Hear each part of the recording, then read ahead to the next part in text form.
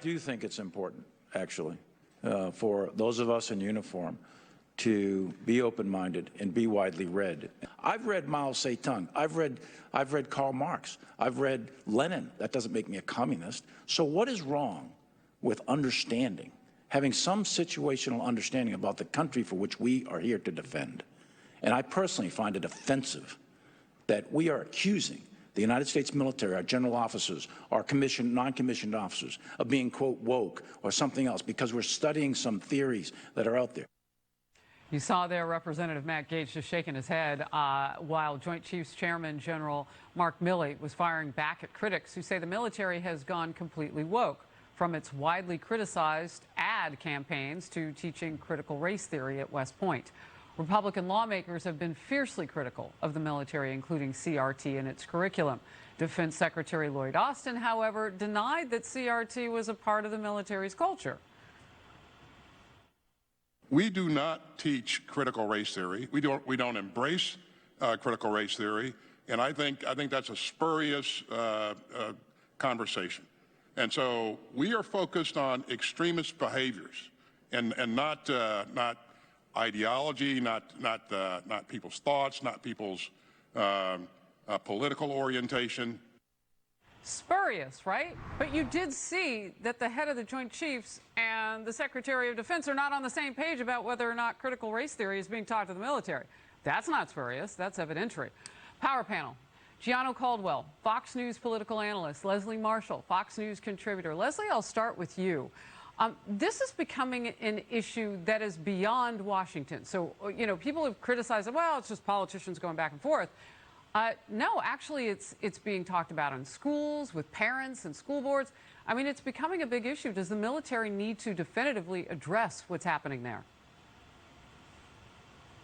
Well, not only do I think they do, I think that we, whether we're Democrats or Republicans, need to stop politicizing the military and stop attacking them. I mean, we are the greatest country on earth. We have the greatest military on earth. And I actually love what Milley said there. I mean, you know, I have to agree with him 100%. I remember when I was a kid, Harris, there was a big fight over teaching Darwinism versus evolution in school. And the teachers were saying, and I went to public school in the Boston area, and the teachers were saying, why can't we teach them both? And there was a fear that we would, not, want to believe in God and not want to believe in evolution. And that wasn't true. Knowledge is power, and education makes people more knowledgeable and more powerful. And why wouldn't we want a military and our nation, quite frankly, to be even more powerful? And if educating us makes us woke, then I think wake us all up. So we can do better with education, not just in the military, but throughout the country. And the reason we're hearing so much about it is not just as the media is covering it, but it's a very, very strong political point for Republicans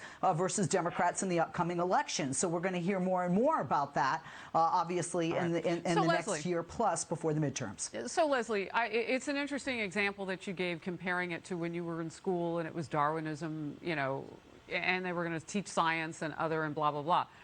This, however, is something that Democrats have said, and I've interviewed some of them who say, well, this isn't really happening.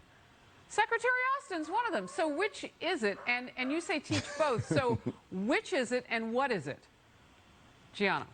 Yeah. Well, if you're asking me, I don't know what the military is or isn't doing. I don't think that these individuals are necessarily contradicting each other. I think that they're basically saying the military needs to be well read, and technically critical race theory is not on their current curriculum. Go ahead, Gianna. Okay. So I'll say this, and as an example of being woke, I'm so excited to be on the screen with two birthing people, not two women, but birthing people. That's what this has become. Bill Maher has said something that's very interesting, and I think when people hear Bill Maher being a rational person on the left, it's like, wow, how bad are they? He said one of the big problems with wokeness is that what you say doesn't have to make sense or jive with the facts or even be challenged, lest the challenge be conflated with racism. So this is where we are now. In order to be what you consider woke, if you're not woke, if you're not doing what the left is telling you to do, then you are considered a racist. It's problematic. I appreciate what the defense secretary said, that they're not embracing critical race theory, that they're not teaching it. And honestly speaking, you don't need to teach it. You just teach American history. If you want to know about institutional racism, look at the Democratic Party's policy of Jim Crow. You can talk about slavery. You can talk about all those things. Those are American history and policies that the left has pushed. So that's what you should learn about. And when it comes to the military, We should not be having our military men and women in uniform thinking that one of them are lesser than the other because of the color of their skin